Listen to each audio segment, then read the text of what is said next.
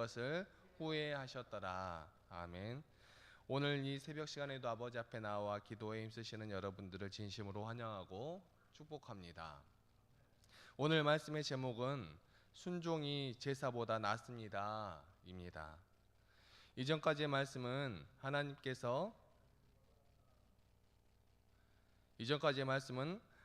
하나님께서 사울을 왕으로 세우시고 사울을 통해 하나님의 나라를 이루기를 원하셨습니다. 하나님의 뜻은 왕이신 하나님께서 다스리시고 하나님의 법이 통치하는 나라를 세우려고 하셨지만 백성들의 요구로 왕을 세우게 되었죠. 그때 하나님께서 사울을 왕으로 세우시고 사무엘을 통해 하셨던 말씀이 있습니다. 사무엘상 12장 14절 말씀입니다. 너희가 만일 여호와를 경외하여 그를 섬기며 그의 목소리를 듣고 여호와의 명령을 거역하지 아니하며 또 너희와 너희를 다스리는 왕이 너희의 하나님 여호와를 따르면 좋겠지만은 아멘. 하나님은 사울을 왕으로 세우신 후 사무엘을 통하여 분명하게 말씀하셨습니다. 나를 따르면 좋겠다. 그리고 경고하십니다. 15절 말씀이죠. 너희가 만일 여호와의 목소리를 듣지 아니하고 여호와의 명령을 거역하면 여호와의 손이 너희의 조상들을 치신 것 같이 너희를 치실 것이라. 아멘. 하나님의 말씀은 하나님을 사랑하고 이웃을 사랑하는 것, 우리에게 적용된 것은 그것이라고 말씀드렸었지요.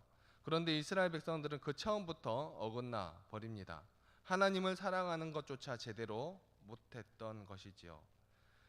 이웃을 사랑하라는 말씀은 하나님을 사랑하는 말씀 안에 포함되어져 있지만 순서상으로 보면 분명 그 다음번에 위치하고 있습니다. 그런데 이스라엘의 왕으로 세워진 사울은 그 하나님을 사랑하는 것조차 제대로 못했습니다. 그 하나님의 말씀을 따르는 것도 제대로 못했다는 표현이 맞겠지요.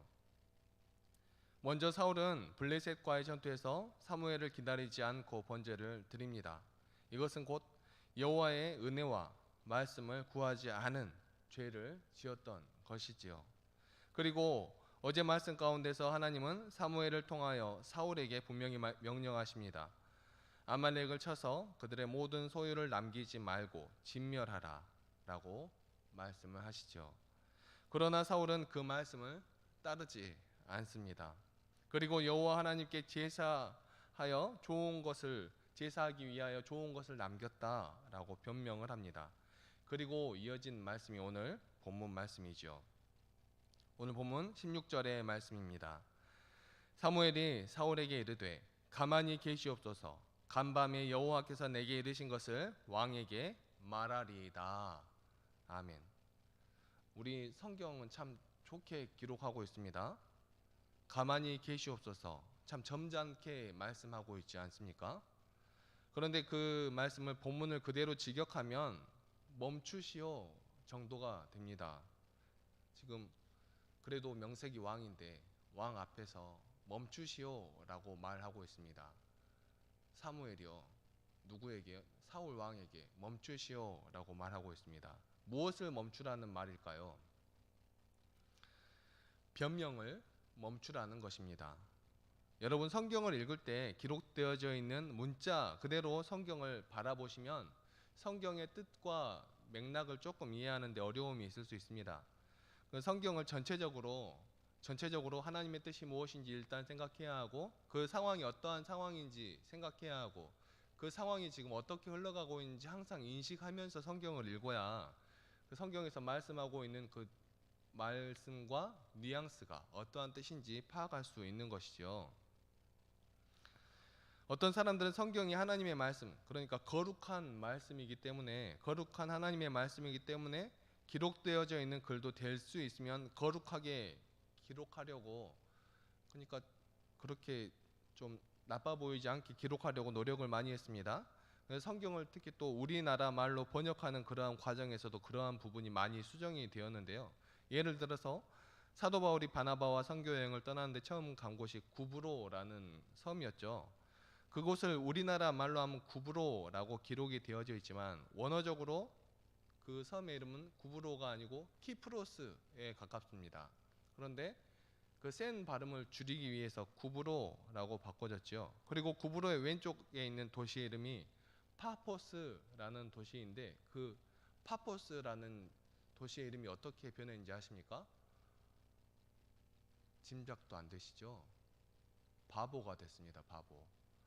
파포스가 바보가 됐습니다. 성경을 우리가 좀 순화해서 그렇게 기록하려고 하다 보니까 파포스를 바보라고 기록을 했습니다. 성경에 그런 부분들이 많이 있어요. 그런데 문자적으로만 그런 것이 아니라 좀 강하게 기록되어져 있는 어떠한 것들도 부드럽게 이렇게 기록하여진 그런 부분들이 많이 있는 것이죠. 그러니까 사무엘이 지금 사울에게 가만히 계시옵소서라고 했는데, 기록될 때 지금 우리 말로는 가만히 계시옵소서 이렇게 기록하고 있지만, 실질적인 어투로는 멈추시오 정도가 되는 것입니다. 변명을 멈추라고 하는 것이죠. 어떤 부분에서 보면 참 안타깝다는 생각이 듭니다. 성경을 조금 바보스럽게 만들어 놓았다라는 생각이 들까요? 성경에는 우리가 알지 못하는 그런 부분이 많이 있죠. 우리에게 익숙해져 버려서 그냥 사용하는 그러한 부분들도 많이 있습니다. 아무튼 본문에서 나타나는 것은 사울에게 그 사울의 변명을 멈추라 하는 강한 어조였던 것입니다. 16절부터 19절까지의 말씀을 제가 한번 다시 각색하여서 읽어 드리겠습니다. 멈추시오. 간밤에 여호와께서 내게 말씀하신 것을 말해 주겠소. 왕이 스스로 작게 여길 때에 이스라엘 지파의 머리가 되지 않았소? 여호와께서 왕에게 기름을 부어 이스라엘 왕을 삼으시고, 또 여호와께서 왕을 길로 보내시며 말씀하시기를 가서 죄인 아말렉 사람을 진멸하되 다 없어지기까지 치라 하셨거늘 어찌하여 왕이 여호와의 목소리를 청종하지 아니하고 탈취하기에만 급하여 여호와께서 악하게 여기시는 일을 행하였나이까? 아멘. 사울이 하나님의 말씀을 따르지 않고 오히려 하나님께서 악하게 여기시는 일에 급하게 달려갔다라고 기록하고 있습니다. 하나님이 악하게 여기시는 일, 곧 탈취하고 다른 것들을 그렇게 착취하고 그러한 일들을 말씀하신 것이죠. 이때라도 만약 사울이 돌아서서 회개했다면 어땠을까요? 우리 하나님은 회개하는 영혼을 심판하는 그러한 분이 아니시죠. 하지만 사울은 여전히 변명을 합니다. 하나님께서는 출애굽 당시 이스라엘 백성을 위협했던 아말렉을 그 죄로 말미암아 진멸하라 하셨지만, 사울은 아각을 사로잡아 왔다는 것으로 인하여서 아각을 잡아왔습니다. 하나님의 명령이 아말렉과 전투를 하라고 하셔서 전투를 했고, 그 증거로 왕을 잡아왔다라고 말하고 있는 것이죠. 그리고 자신의 죄를 자신의 백성에게 떠넘깁니다. 21절 말씀입니다.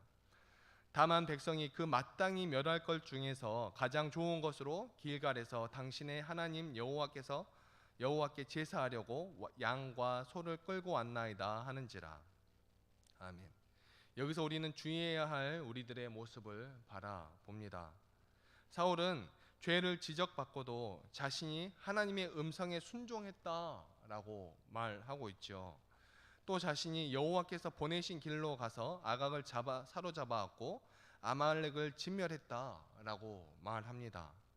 노량물 중에서 가장 좋은 양과 소를 끌고 온 이유가 하나님께 제사하기 위함인데, 심지어 끌고 온 사람도 자신이 아니고 백성들이었다라고 말하고 있습니다. 사울은 여호와 하나님의 말씀을 자신의 생각과 자신의 가치관으로 조금씩 변개하여 다르게 이해하는 그러한 사람이었습니다. 말씀이 가르치는 것을, 말씀이 행하고자 하는 것을, 말씀이 정말 말씀하는 것을 있는 그대로 받아들이는 것이 아니라, 말씀은 분명히 말씀하고 있는데 자기의 생각에 그렇지 않다라고 생각하니까 조금 다르게 이해를 한다라는 것입니다. 사랑하는 성도 여러분, 혹시 우리들의 마음에도 그러한 마음이 있지 않습니까? 사울은 그것이 순종이라고 생각했지만 하나님의 관점에선 그것이 순종이 아니었죠. 오늘날 말씀을 바라보는 우리의 모습 속에서도 이런 모습이 존재하지 않느냐 하는 것입니다. 하나님의 말씀을 우리의 생각에 따라, 우리의 상태에 따라, 우리의 받아들일 수 있는 어떠한 그런 생각에 따라 조금씩 변형하고 조금씩 다르게 해서 받아들이고 싶은 것만 받아들이고 내가 먹고 싶은 것만 먹고 편식하고 편취하고 하고 있지는 않느냐 하는 것입니다. 오늘날을 살아가는 우리의 문화와 모습에 맞지 않는 말씀이라고 치부하며 옆으로 비켜 세우고 그렇게 나아가고 있지는 않느냐 하는 것입니다. 사랑하는 성도 여러분, 하나님의 말씀은 우리가 믿고 싶은 부분만 믿고 우리가 따르고 싶은 부분만 따르는 것이 아니죠. 하나님의 말씀을 온전히 알아서 받아들여야 하며 또 그 말씀을 온전히 살아내야 하는 것입니다. 그런데 왜 우리는 하나님의 그 말씀대로 살아낼 수가 없는 것일까요? 그것은 우리가 악한 존재이기 때문에 하나님의 말씀을 어렵게 생각하기 때문에 그렇습니다. 아니 목사님, 하나님의 말씀이 어려우면 어려운 거지 왜 우리가 악한 존재이기 때문에 하나님의 말씀이 어렵다라고 말씀하시는 것입니까? 하나님의 말씀은 별로 어렵지 않습니다. 쉽습니다. 아주 쉬워요. 두 가지밖에 없습니다. 잘 아시죠? 하나님을 사랑하고 이웃을 사랑하는 것. 그게 어렵습니까? 어렵죠. 왜 어렵습니까? 나 때문에 어렵죠. 나 때문에. 내 마음속에 내가 주인 되려고 하기 때문에 어렵고 나에게 이득이 되어야 하니까 어렵고 나의 생각과 나의 뜻은 그게 아니니까 어렵고 그렇기 때문에 어려운 것 아닙니까? 하나님은 분명히 말씀하십니다. 하나님을 사랑하고 이웃을 사랑하라. 그런데 우리는 하나님을 사랑하고 이웃을 사랑하기보다는 하나님께서 우리의 삶을 온전히 다른 올바른 좋은 모습으로 바꿔주시기를 원하며 그 하나님의 말씀으로 내가 잘 되기를 바라기 때문에 하나님을 따라 살아가지 않습니까? 그렇기 때문에 하나님의 말씀이 어려운 것이죠. 우리가 그런 악한 모습을 가지고 있기 때문에 하나님의 말씀이 어려운 것입니다. 그런데 우리가 하나님의 그 온전하신 사랑을 받아들이고 온전하신 그 모습으로 우리가 나아가려고 노력한다면 정말 하나님을 사랑하고 우리의 자아를 포기하듯이 끈을 놓아버릴 때 하나님께서 우리의 손을 붙들어 주십니다. 그리고 이 세상 모든 만물의 주인이신 그 하나님께서 우리를 사랑하신 것 같이 우리가 그 하나님을 사랑하게 될 때에 우리도 또한 우리의 이웃을 그토록 사랑할 수 있게 되는 것이죠. 사랑하는 성도 여러분, 하나님의 말씀은 우리가 믿고 싶은 부분만 믿고 우리가 따르고 싶은 부분만 따르는 그러한 모습으로 받아들이면 안 됩니다. 하나님의 말씀을 온전히 받아들여서 온전히 그 말씀을 따라 살아낼 때에 하나님께서 우리의 삶을 책임져 주실 것을 믿고 온전히 우리의 삶을 이끌어 주실 것을 믿고 온전히 그것을 의지하며 나아가야 하는 것이죠. 사울처럼 하나님의 말씀을 자신의 생각과 가치관에 따라 조금씩 변개하고 다르게 이해하지 않아야 하는 것입니다. 하나님의 말씀이 무엇입니까? 우리가 따르며 살아가야 할 하나님의 그 말씀, 그것은 조금 전에도 말씀드렸다시피 하나님을 사랑하고 이웃을 사랑하는 것입니다. 하나님을 위해 어떠한 커다란 계획을 가지고 무엇을 하는데 그 과정 중에 자잘하게 생각되어지는 어떠한 것이 이웃을 사랑하지 못하는 모습이 담겨 있다면 그것은 하나님의 계획이 아닙니다. 하나님의 뜻도 아니죠. 하나님의 뜻으로 포장한 자기 자신의 계획인 것입니다. 자신의 계획 안에 하나님의 그 생각을 포함시키려고 노력하는 것이죠. 그것도 자신의 나쁜 계획 안에 하나님의 이름을 넣는다면 그것은 하나님을 만홀히 여기는 죄를 범하는 것입니다. 우리 하나님은 그렇게 일하시는 분이 결코 아니십니다. 이어서 사무엘이 말합니다. 22절 말씀입니다. 사무엘이 이르되 여호와께서 번제와 다른 제사를 그의 목소리를 청종하는 것을 좋아하심같이 좋아하시겠나이까. 순종이 제사보다 낫고 듣는 것이 순양의 기름보다 나으니. 아멘.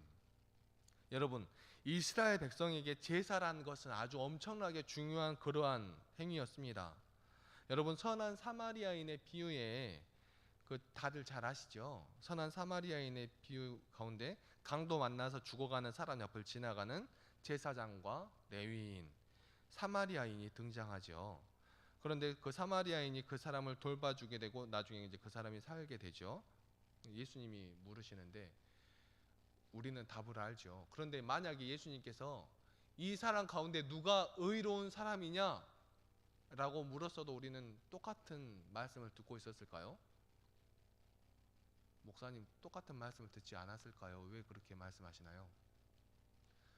여러분, 이스라엘 백성들에게 의롭다라는 표현은 정하다라는 표현이고, 정하다라는 것은 여호와의 율법을 잘 지킨다라는 그런 표현입니다.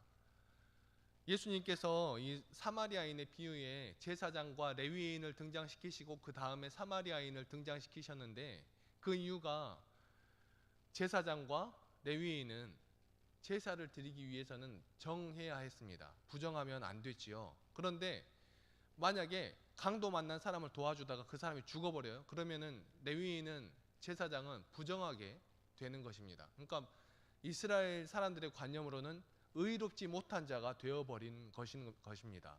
그러면은 이 제사장과 레위인들에게 제사가 얼마나 소중한데, 그 이스라엘 백성들에게 제사가 얼마나 소중한데, 그 사람은 이제 저울질을 하는 것이요, 이 사람의 생명을 살리는 것이 소중하냐, 하나님의 말씀을 따르는 것이 소중하냐.